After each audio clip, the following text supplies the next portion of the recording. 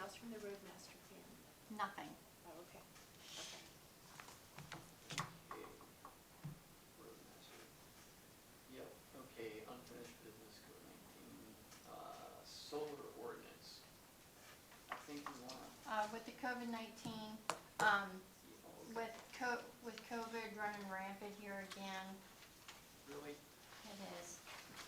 We've been watching the figures, and I made sure that there was extra gloves put on the table as the people gone through the food pantry out here. And we've been wiping down the doorknobs and everything as they come in the building. I just want to make sure everybody's safe, and I just want to kind of keep an Sure. eye on that. good. All right, solar ordinance, unfinished business, yeah, we were discussing whether or not we were gonna. Do you guys want me to talk about solar? We do. Yeah. We do, Robert, yeah. Tell us about it. Sure. So hi everyone, I'm Robert Ziegler. I literally know all of you to some extent. We did solar over in Milheim, and I sent to you guys the comparisons of 2020, which was before we implemented the system, 2021, which is when they were still working out the kinks with the billing, and then most recently, so the first, I guess, you could say 5 months, but it's like 4 months and 10 days. So if you compare 2020 to 2022, we've saved about $5,000 within the 5-month span. So prorate that out to the whole year, it's roughly saving the borough about probably $11,000 or $12,000 a year once it's fully up and running. So with this agreement with solar, we locked in a rate that was lower than what we were paying. We did a private-public partnership with it. We have an agreement where we can buy the whole rate after 5 years. But we locked in the rate for a minimum of 28 years up to 40 years. So our rates only increased by 2% until the whole system dies, like until it literally stops working, which will be at least 40 years based on how the current technology is. So what does that mean? Comparatively, yeah, it's saving us money.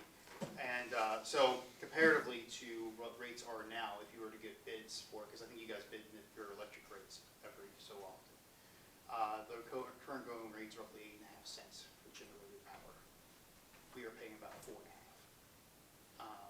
So the electrical costs, regular electricity is around 80% increase in the past 2 years. Whereas solar, to build an array, the costs have only increased about 8% comparatively, 8 to 10%. So, sorry, go ahead. No, I'll wait till you're done. Okay. So solar ordinance in the Milheim Borough, we don't have an ordinance at all, mostly because we don't really have fields. We have like 2 farms in the borough. So we don't really worry about it. Most people are doing rooftop. We're not, and the one, the Corman farm, they say they have no interest in that, and the other one is farmed by Hauser, and they have no interest in it either. Right. So we're not really worried about it. I know from being on code, and this is before you were there, Kathy, there was concern about having solar ordinances because that's the growing trend. So for perspective of what it can do for residents, there's a co-op that's going around also for the county. It's Solar United Network, I think. I forget the acronym, what it's SUN is what the acronym is. But they are, Henry McKay is in charge of that, and they do a co-op to help get residents to work together to get solar packages. So that was a good way to save residents money and have an ordinance in place to make it so it's not looking gaudy or tacky, or to make it so people don't, like developers don't come in and just build massive farms, help preserve agriculture. That might be something to look into doing that. In order to protect the aesthetic of Gregg Township, you may want to restrict what can be done in fields. However, and this is the other argument to it, I know that the going rate of leasing that for a farmer, because they have good fields and doesn't affect their tax rates, because it's still clean and green, they can make about $1,200 an acre leasing that out. And so for farmers that are struggling, particularly dairy farmers, but usually a lot of farmers tend to be struggling now, that's a good way to help offset some of the loss. And the way it's got to be now is after it's done after about 40 years, the company comes in, assuming that it's still there, takes it out, and it's back to be used for farm use. The technology's gotten a lot better. A lot of people say about recycling. It's right now about break even for recycling. Over in Europe, they're a little bit ahead of where we are here in the US, but it's going to be, in 40 years, I'm pretty sure we're going to be there just based on how the tech is that's not an issue. So if you guys are looking to do an ordinance, if you're not gonna do it anytime soon, you should probably look into it at least next year or two, because it's going to come whether you want it or not. It's the cheapest form of electricity generation right now. And that would help offset some of the cost of electricity with more supply and all that kind of stuff. So I know from Milheim Borough, it's been very good. It's worked out very well. I know Carrie was looking at it for a year, for Greg Township's building at one point. Definitely pursue it if you can, but you kind of, because of Greg Township, how it's set up, you guys probably want to help set it up for future success. Trying to think of nearby municipalities that have some stuff in place. I think Benner Township does, if I remember correctly. That's like the closest comparison. But, yeah, what questions do you have? You can ask me anything, guys. Robert, who does that supply? That, The borough? it's for the borough Every residents? borough owned property. Every borough owned property. So it's the sewer plant, water plants, the general building, and it also was built to offset the street lights and everything else. But the way the billing works out, we found out it's a little bit more chaotic. So until we get out of our agreement with the third-party supplier, we're just waiting to sort that hot mess out. So I saw the field that you have down there Yeah. by the sewer plant. That supplies Milheim, The borough owned properties of the Milwaukee. borough-owned properties of Milheim. If we were to expand out to that farm field that we own that whole farm field. Mhm. If we were to expand out there within a 2-mile radius, we could generate and sell supplies to the whole town of Milheim if we want to. Boroughs are different, they can sell electricity, townships cannot. Okay, now, the other question I have is, okay, with the government subsidies, with what the government has to throw in there, if they didn't throw anything in, would it still be profitable? So for us, because we're a tax exempt property, we were not allowed to benefit from that. That's why we did the public-private partnership. So the entity that came in was BAI Group. They did initial work. They do that initial work for free, by the way. So they'll look at your bills for the last past year of any property the township owns. They'll look at that initial part for free, and then they'll do more in-depth studies if you decide to pursue that. And then they'll tell you if it's not going to work, by the way. They're very straightforward, which is If why. it does not work. Yeah, they're like, this isn't practical, don't bother with it. Okay. They'll tell you flat out. That's why I like it. So we did a partnership with them. They got investors. They kind of act like our project manager, so to speak. Mhm. So they got investors and bidders and stuff on our behalf. Once again, boroughs are a little bit different than That townships. donated, They, investors. the investors were willing to invest in the project Okay, got it. in order to get the tax break. And then they leased the land from us basically for $1 and sell us electricity at a cheaper rate. So because they're getting the tax break, they give us a discount on the electricity. And then they're selling it still for a profit, but comparatively, they get a tax break that they wouldn't have gotten. And they sell it cheaper than they would to other people because we're the ones that gave them that opportunity. Does that make sense? Yes, sir. Yeah. Yes, sir. Yeah. What else you got? Bring it up to me, come on, guys. Well, what I'm, Did the borough have to invest money? We didn't have to, but we chose to. We put in $100,000 upfront. We didn't have to do that, though. We did that in order to make a grant appeal more appealing. We still didn't get the grant, though. We had a shot to get a grant with USDA, which would have made, if we had gotten it, we'd probably be saving about $25,000 to $30,000. But we're still saving on the conservative end $10,000 a year. So it's over-generating, actually, what we expected to do. But we were in good financial shape. We were in good financial shape. We actually cut taxes this year, so we're in pretty good shape. We were able to do that investment. If we didn't do that, though, they would have charged us a little bit more for electricity, but they gave us a discount with the electricity because we pre-bought it. so how much did it cost to put that in? It's $650,000, roughly, is how much that cost was for the company to put it. They put it in. Yeah, and they fronted the cost for it. We put $100,000 to pre-buy our electricity, and then so their cost for them, their burden was $550,000. And so then they gave us another break a little bit because of the fact we took off liability for them. And our insurance covers it too, so, because it's our property. Yeah, we did. In fact, I think, I'm told the UHA's project is the largest one on public property in the state, but I don't, that's just what I hear. But we did it for them, and, yeah, it's what he's saying, it's a private company that does it all, they sell it to the authority.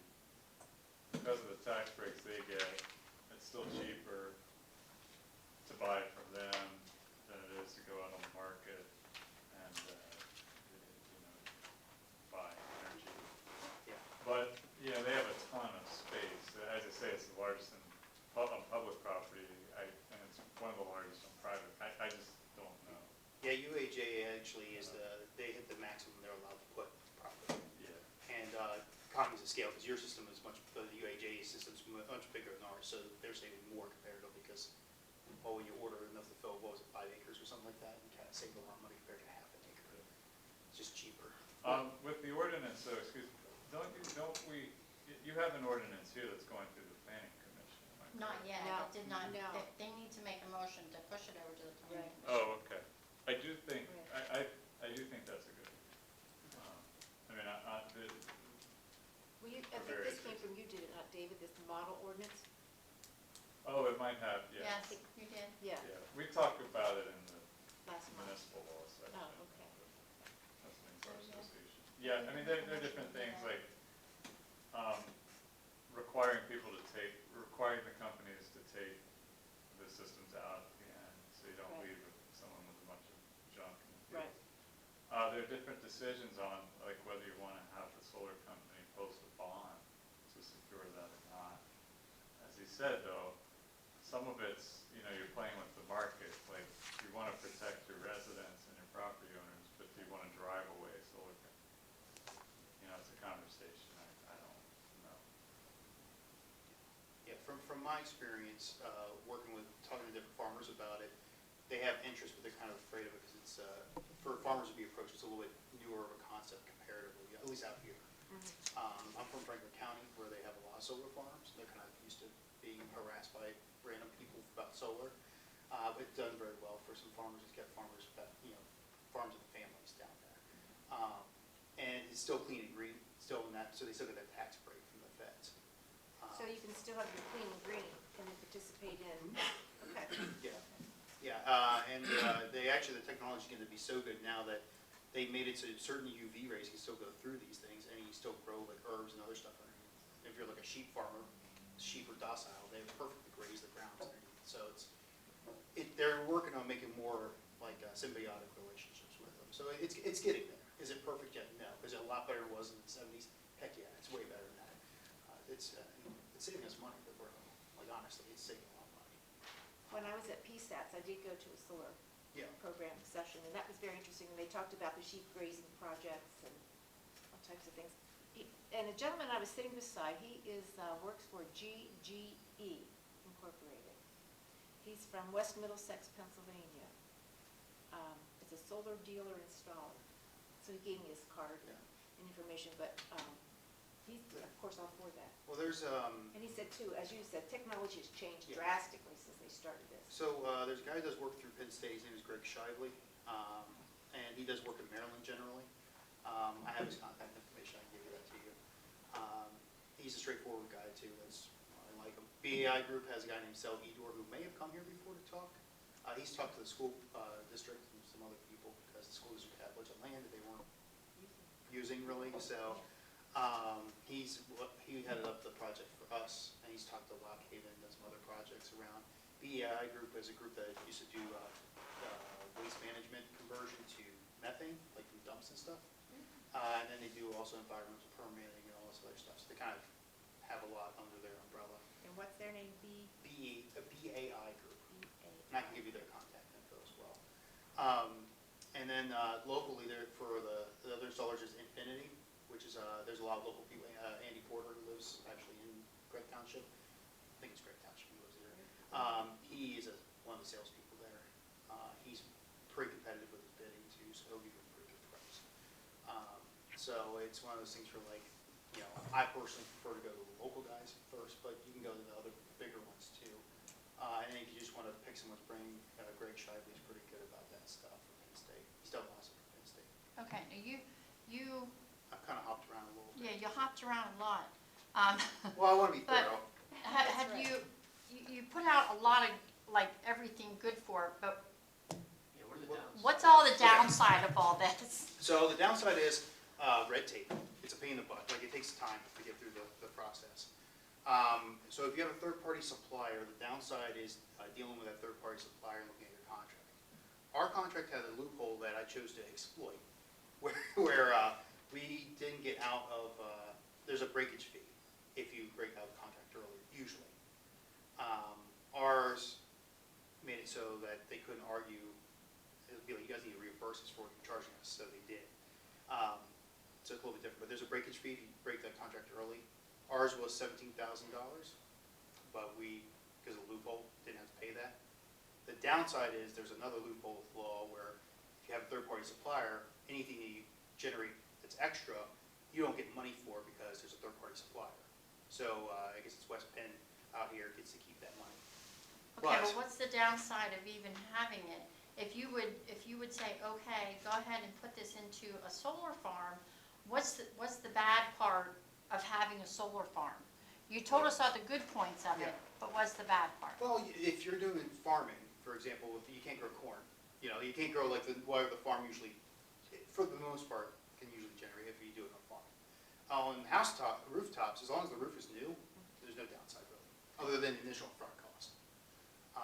But that's why you would do a partnership or something to help offset that. So you would be able to go back in and do the farming right after they rip that out? You should be able to, I would think, it just depends when they take it out, Well, obviously, but yeah. I mean, on a farm, these are 30-year contracts, so Right. you're gonna be using a farm that's been sitting. Yeah, you're gonna have to retail Well over it, you're gonna have to put 30 some, Right. you're gonna have to give it some TLC for at least a couple of years to get it up to snuff. So- But it does revitalize the soil. For municipalities, it's the upfront cost, right? So, as he said, they have the right to buy the system on certain terms. Right. And like the UHA contract, theirs is a longer term, theirs is a longer project, but, at some point, they'll have to figure out whether they want to take the risk, right? And I think right now, it's pretty, especially with gas prices and oil going up, I think it's pretty clear, but you don't know what it's gonna be in 20 years. You don't. You don't know what's going on in 2 years. But, I don't think it's gonna, I don't think we'll be looking at less cost. I don't know, I'm not so much looking at It's upfront cost money. as well, but what I'm looking at is if we have a farmer coming in here saying, oh yeah, I wanna put a big solar farm in Yeah. here, and then, well, it's ugly 2 year- for the neighbors. right, one, Right, it's ugly yeah. for the neighbors, 2 years down the road, this man passes away, and they sell the farm, they have to rip it out, or Well, no, the company it was- goes down, and then who's If you sell the charge farm, that? it's going to, the cost, the payments will go to the property owner. Yeah, Right. they have usually a transfer agreement in the agreement to go to the next landowner. It's attached to the property, not necessarily the person. Primarily, they're just ugly to look at, right. if they're in a Does field. anything fair. go into the soil? That kind of thing. Some You're footers. basically just putting like a pole down, well, some of them aren't that way, but you can just, the fastest way is just basically put a pole down a few feet into the ground and then just put up the erect. Is it a myth, though, that it chemically changes the soil? That's still a myth. That's not real myth. There's no lead poisoning, The- anything like that? The older panels, like way back when, yeah, that was true. Nowadays, no, that's not. It's all environmentally sound. Where we're at is near, it's near Elk Creek, so we have to do a lot of environmental things. They're just like, we're not worried about this at all. Now, if I have this farm, and these couple panels go bad, and they're from way back, can I take the new ones and put them right back? Okay, so they're interchangeable with So technology? and usually those- the warranties, for the most part. Now, the warranties usually last 25 years. So you're covered for the panels themselves. For the inverter, the inverters, they convert the energy, converters, yes. They're usually about 15 to 20. Those are the ones that go bad first. The solar panels, if they're a higher grade, we have what's called tier 1 panels, so they're higher efficiency and they last longer. They degrade at roughly 0.5%-ish each year for the efficiency. But at the end of our term of 40 years, they're expected to still be doing roughly 75 to 80% what they originally were capable of. And then the whole thing of during winter time, they're like, oh, it's covered in snow, it doesn't matter, it's UV rays. Actually, during winter time, they're more efficient, believe it or not, because they do better in cold weather. And then when the snow is down, it reflects the UV rays back to the solar array. That's why we over-generate, because we have snow. The negative is locally, they're ugly to look at. Yeah. The main thing is- Bigger, we're going to not have any food, right? That's- Every big farm in Center County is being approached by solar companies. Yeah. It's good money to just do nothing and get a check each month for 30 years. I mean, That's a so sad I talk, thing. like, you're talking about, like, around Route 45, those wires that are up there, you see, like, the 3 wires, that's usually primed for solar generations to be hooked up to the grid. So, yeah, the going rate's roughly $1,200 an acre.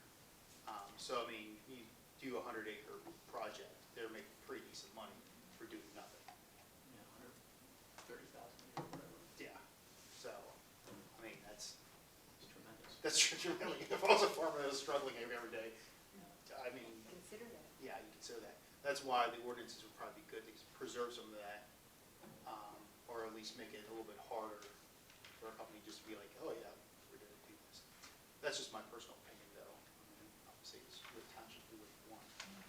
Overall though, to answer your question, mainly aesthetics is the main negative with it right now. Okay. Because it's literally the cheapest form of electricity. You control your costs over time. The technology associated with recycling method and the building it's gotten better. It's more durable now. The warranties are insanely long for everything. And if the company's coming in, they usually have a maintenance agreement where they take care of everything for you. So that's how it is for us. And so it's compared to what it was like 10 or 15 years ago, it's infinitely better.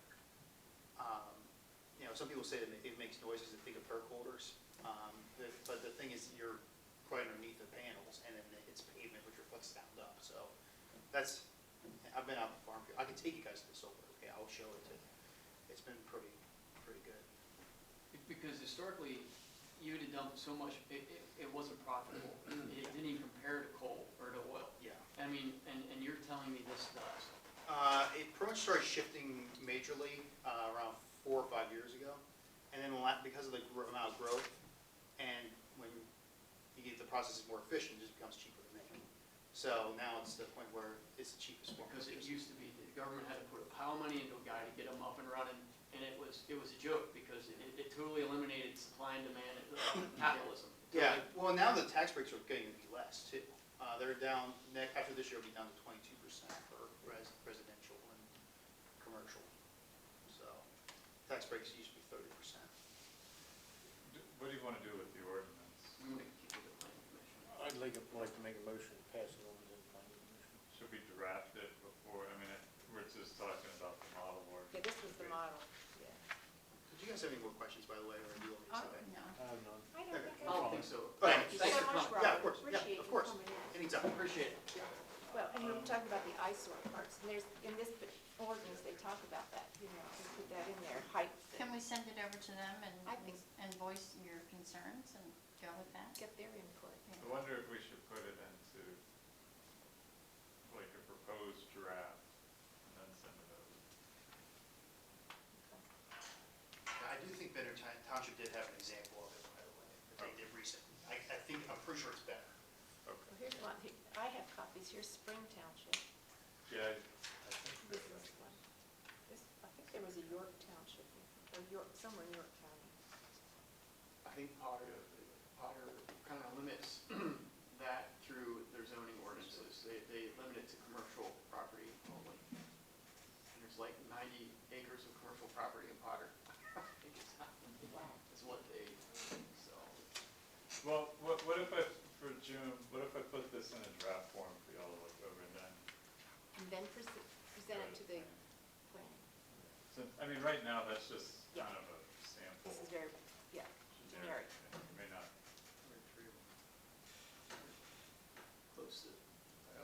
Close to same. yeah. yeah. It's just, yeah. Pretty monotonous. But that way they know they're looking at something that's specifically Proposed. proposed for Greg. I think that's probably a good idea. Yeah. I mean, we're not in any Nope. urgency here, No. Yeah, okay. but we have a lot of I'll new prepare that. information. Okay. Okay. Okay.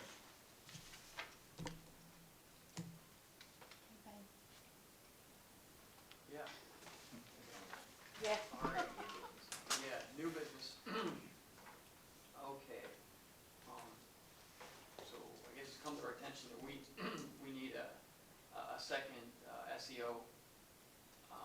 second assistant. Yeah, an assistant. What exactly was,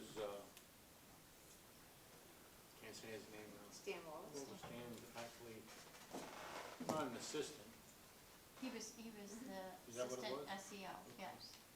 that's fine. Okay.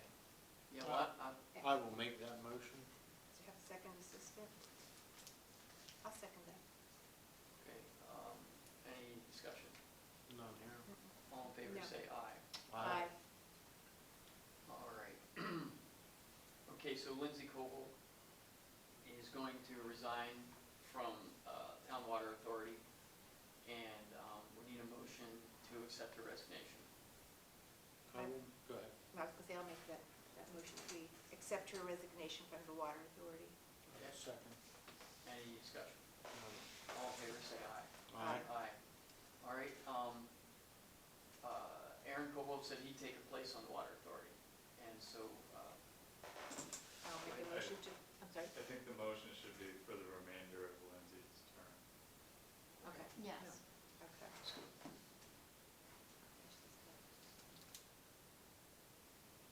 Do I amend that motion?